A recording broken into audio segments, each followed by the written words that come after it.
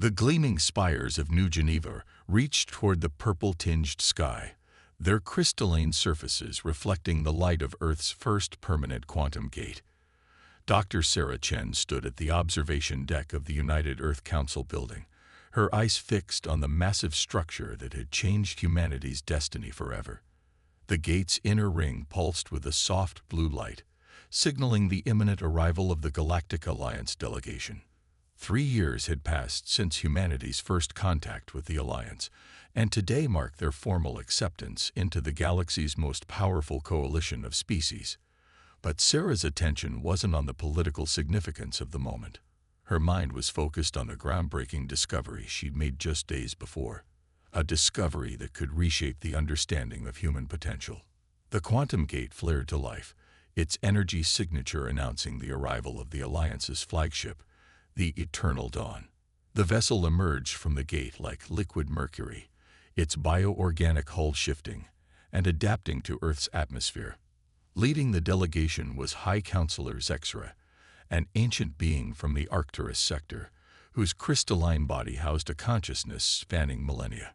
Sarah's research had revealed something extraordinary about human DNA, a latent ability to process and manipulate quantum information at the cellular level. This discovery explained humanity's unusually fast adaptation to alien technologies and their natural aptitude for quantum engineering.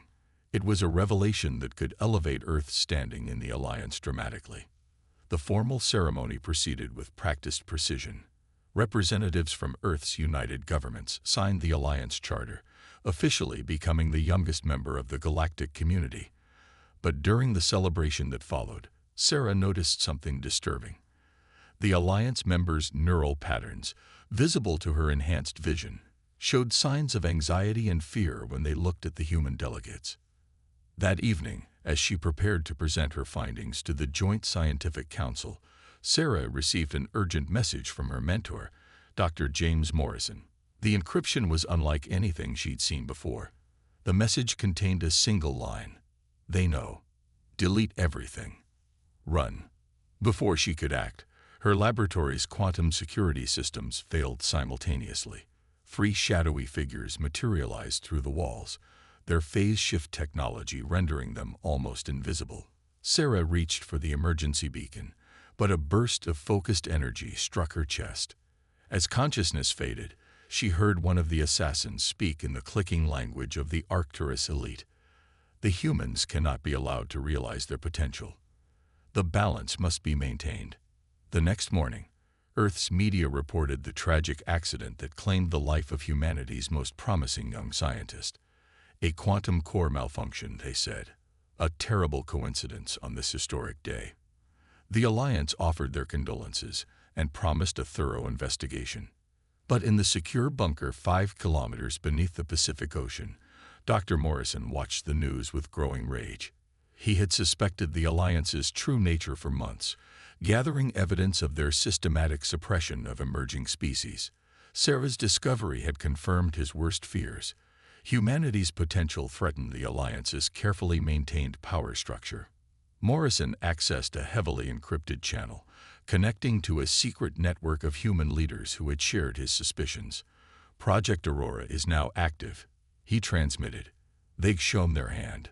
It's time we showed ours." Deep within classified facilities across Earth, dormant production lines hummed to life. The quantum ships that humanity had claimed were mere prototypes began receiving their true weapon systems.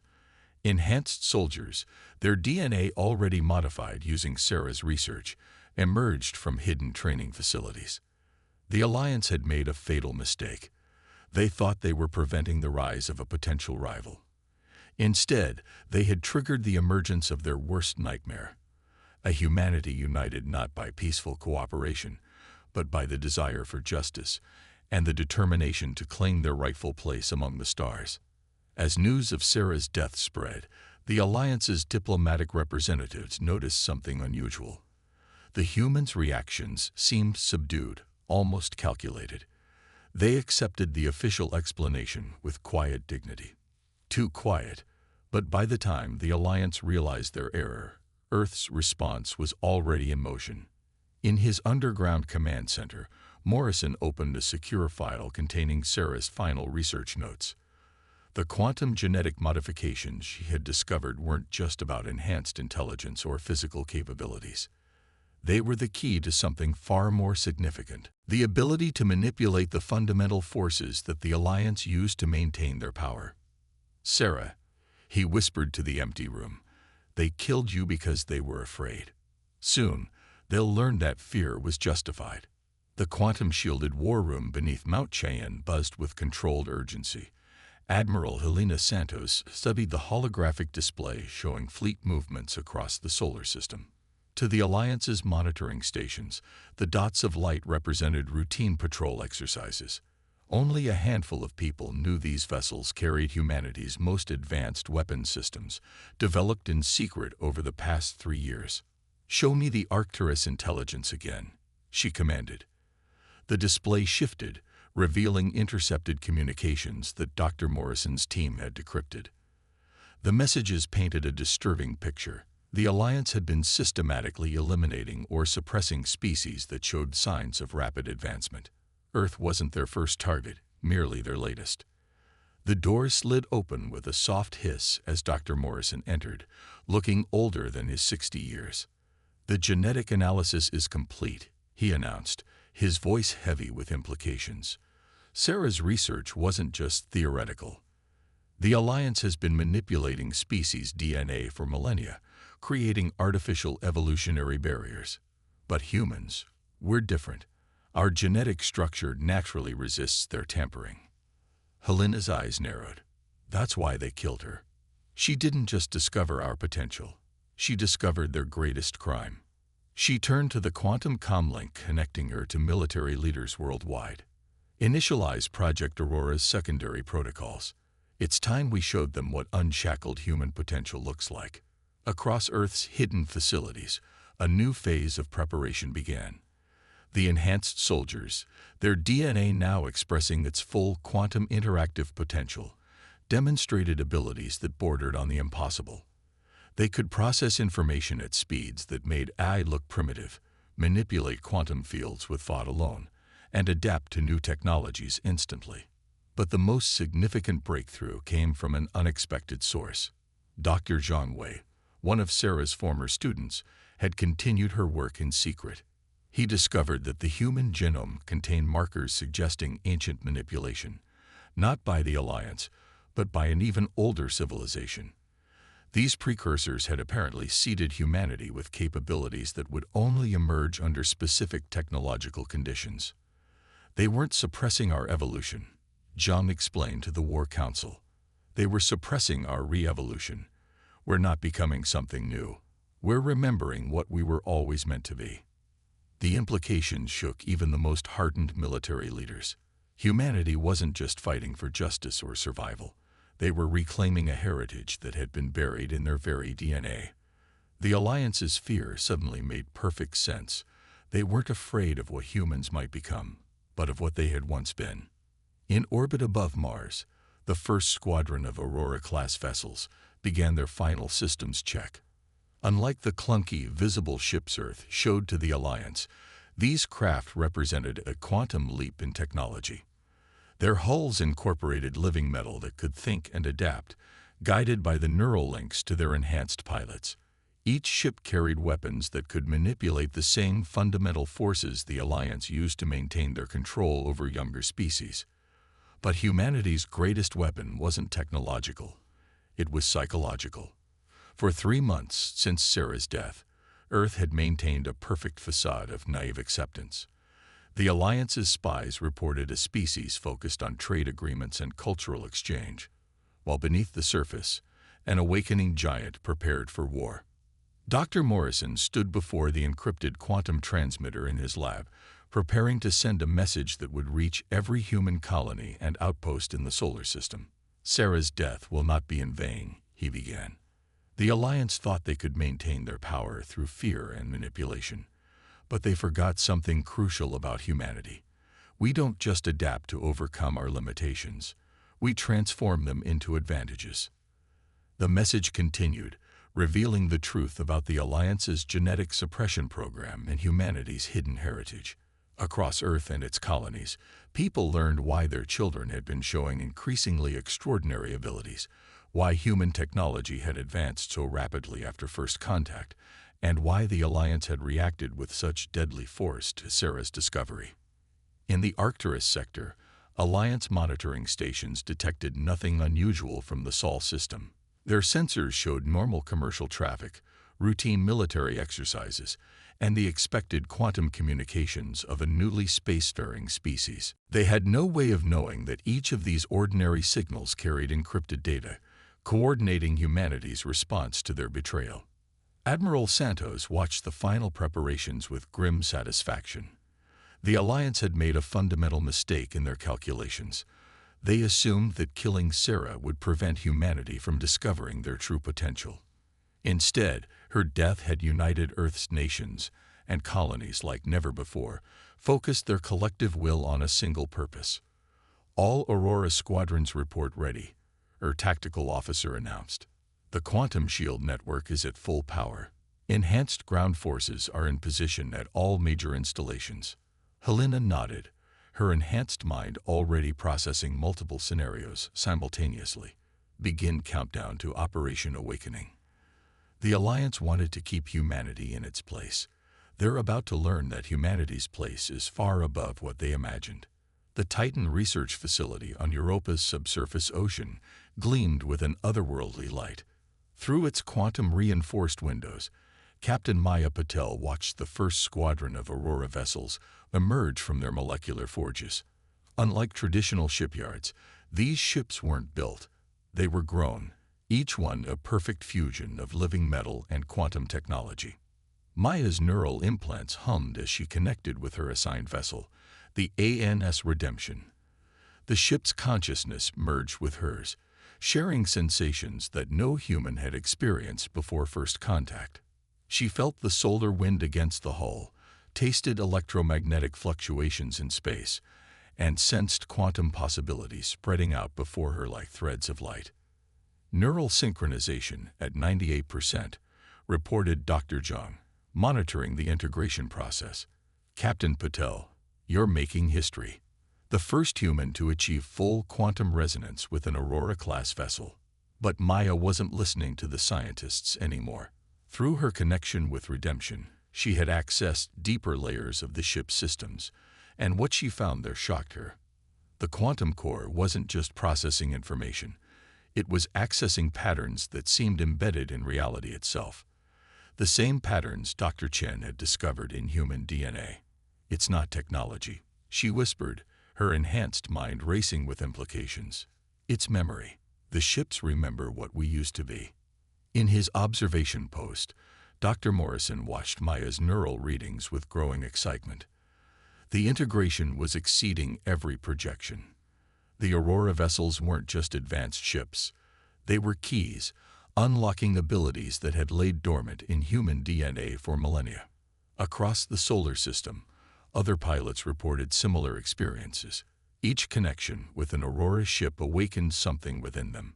Enhanced soldiers in training facilities found they could manipulate quantum fields without technology.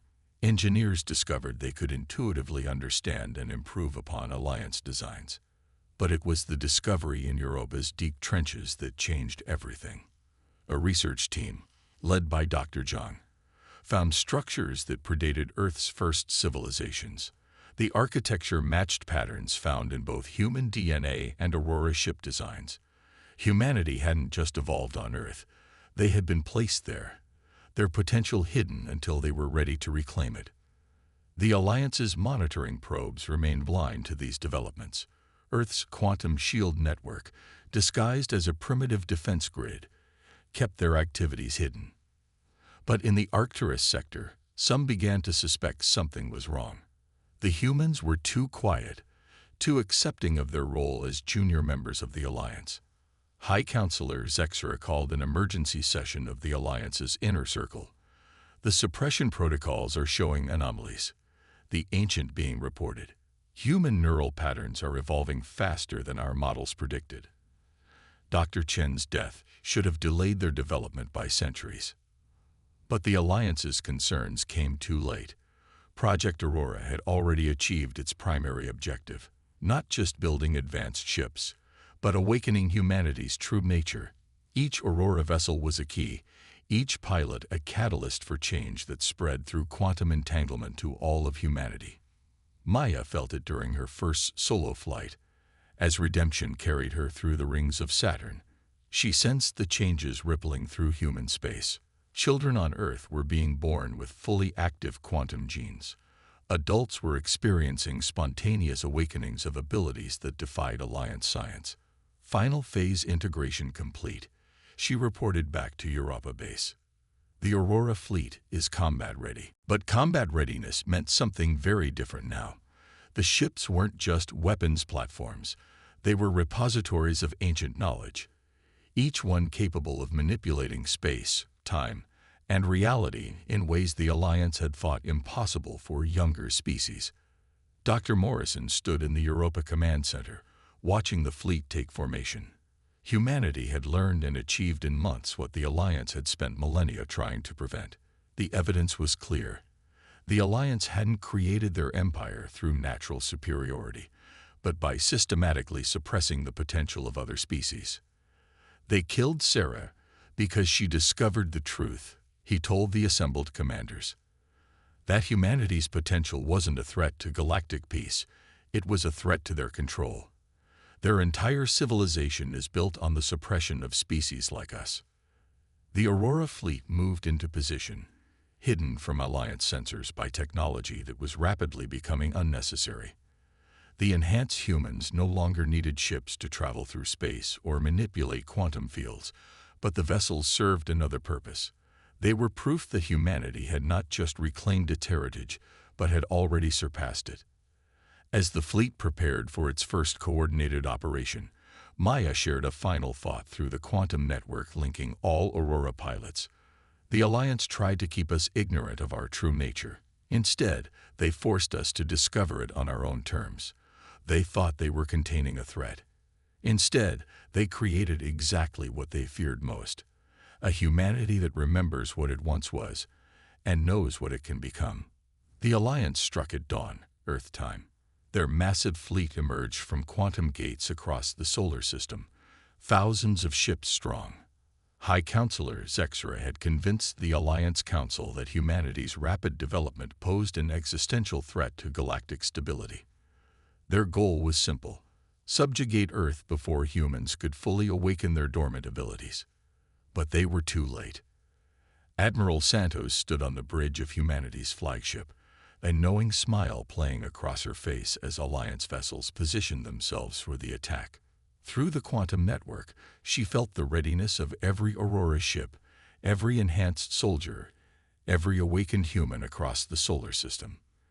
"They still think we need ships to fight," she transmitted to the fleet. "Let them maintain that illusion. For now." The Alliance's first strike was meant to be devastating, a simultaneous attack on every major human settlement from Earth to Europa. Their weapons, refined over millennia of warfare, could shatter planets. But as their energy beams reached the edge of human space, something impossible happened. The attack simply ceased to exist. Captain Maya Patel, leading the Aurora squadron near Saturn, felt the shift through her connection with redemption. Humanity's quantum shield network hadn't just blocked the Alliance weapons, it had retroactively prevented them from ever being fired. Causality itself had been rewritten. Impossible. Zexra's crystalline form vibrated with shock as reports flooded in. Their technology was primitive just months ago. This level of quantum manipulation should take millennia to develop. The answer came not through conventional communications, but directly into the minds of every Alliance commander. Dr. Morrison's voice, amplified through the quantum network. "You didn't suppress our development, Counselor. You merely delayed our remembering." That's when the Aurora fleet revealed itself. Ships emerged from quantum space like avenging angels, their living metal hulls gleaming with internal light. But they were almost an afterthought, a courtesy to an enemy that still thought in terms of conventional warfare. The true battle was already being fought on a quantum level.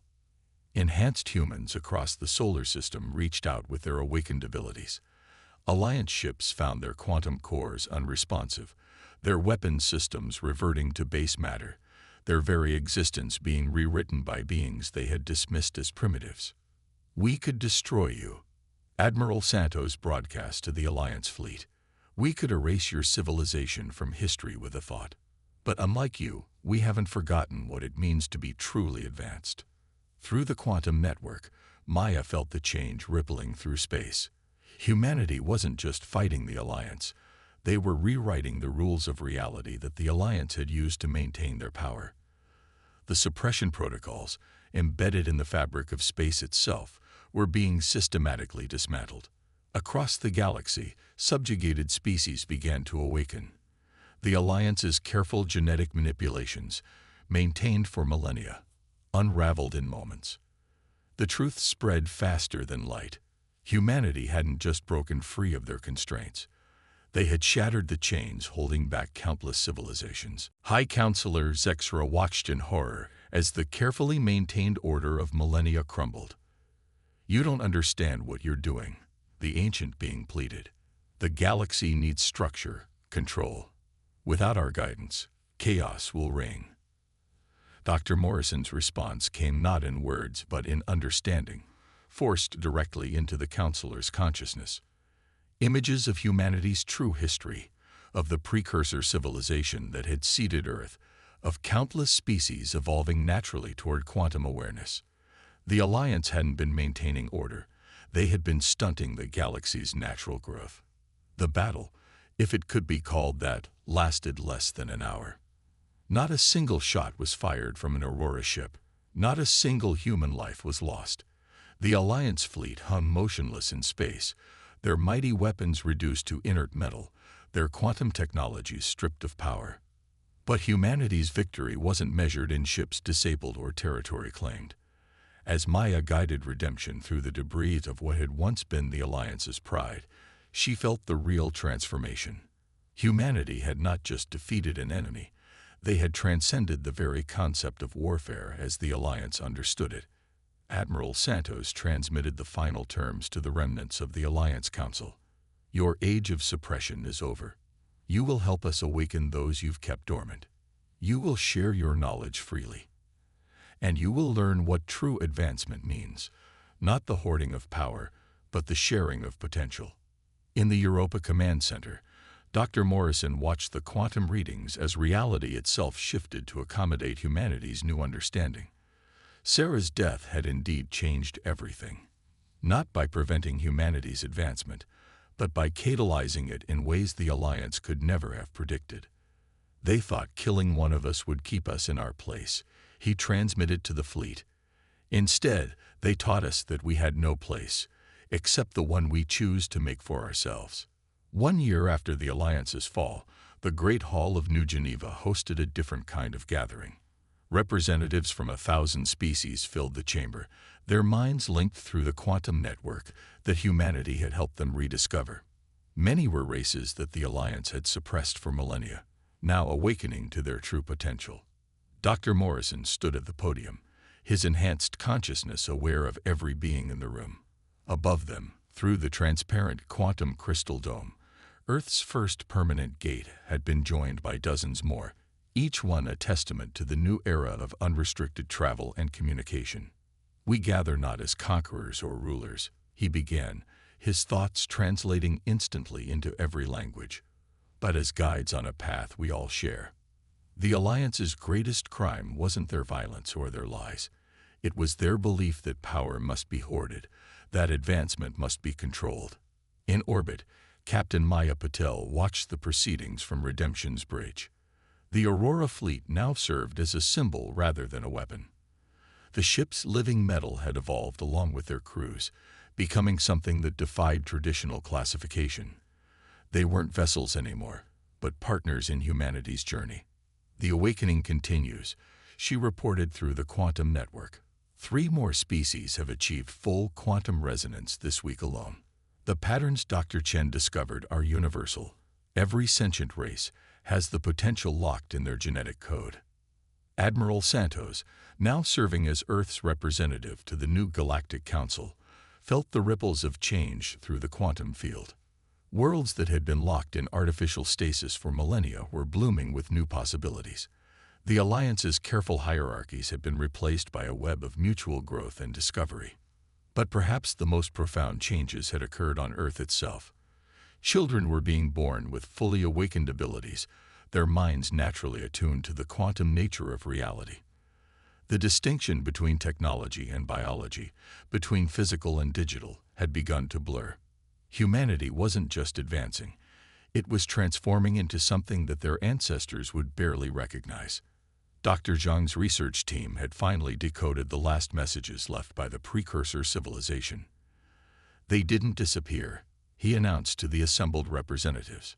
They evolved beyond physical form. The patterns in our DNA weren't just instructions, they were a roadmap to transcendence. The implications shook the galaxy. The Alliance hadn't just been suppressing technological advancement. They had been preventing entire species from achieving their ultimate destiny. Their fear of chaos had trapped countless civilizations in an artificial adolescence. High Counselor Zexra, now serving as an advisor to the new council, had finally understood the truth. We thought we were preserving order, the ancient being admitted. Instead, we were fighting against the natural order of life itself, the drive to grow, to change, to become more than we are. Through the quantum network, humanity shared their knowledge freely. The techniques that had allowed them to overcome millennia of suppression in months were now available to all. But more importantly, they shared their philosophy, the understanding that true power came not from control, but from connection.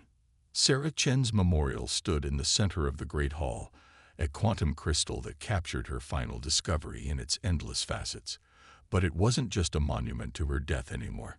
It had become a symbol of transformation, a reminder that attempts to suppress growth often catalyze it instead. The Alliance feared chaos. Dr. Morrison continued his address, but they didn't understand that chaos and order are two sides of the same coin. True stability doesn't come from suppression. It comes from embracing change, from allowing each being and civilization to find their own path. As if to emphasize his words, a new signal rippled through the quantum network. Another species on a world at the galaxy's edge had achieved quantum awakening. Their consciousness joined the vast web of minds that now spanned known space, adding their unique perspective to the collective growth of galactic civilization.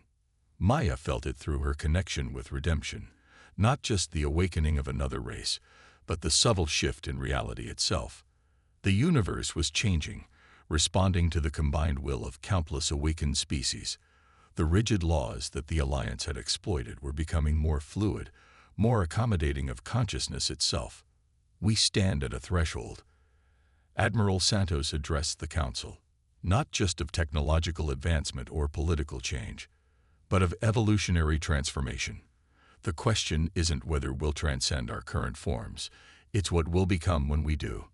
The answer was already taking shape in the quantum field that connected all awakened beings. Humanity hadn't just broken the Alliance's power, they had shattered the limitations that had kept the galaxy's species separate and stunted. The boundaries between organic and artificial, between matter and energy, between individual and collective, were dissolving. Dr. Morrison touched the quantum crystal memorial one last time before concluding his address. Sarah discovered our potential, and they killed her for it. But in doing so, they taught us our greatest strength, the ability to turn suppression into catalyst, obstacle into opportunity, ending into beginning. The gathered representatives rose as one, their minds united in purpose if not in form. The age of suppression was over. The age of transcendence had begun. And humanity, the species that had broken the chains, would help guide the galaxy's civilizations not to a predetermined destination, but to the freedom to choose their own evolution. In the quantum field that pervaded all space, Sarah Chen's final discovery continued to unfold, revealing new layers of possibility with each passing moment. The future was no longer a carefully controlled pattern, but an infinite canvas of potential, waiting to be painted by countless awakened minds.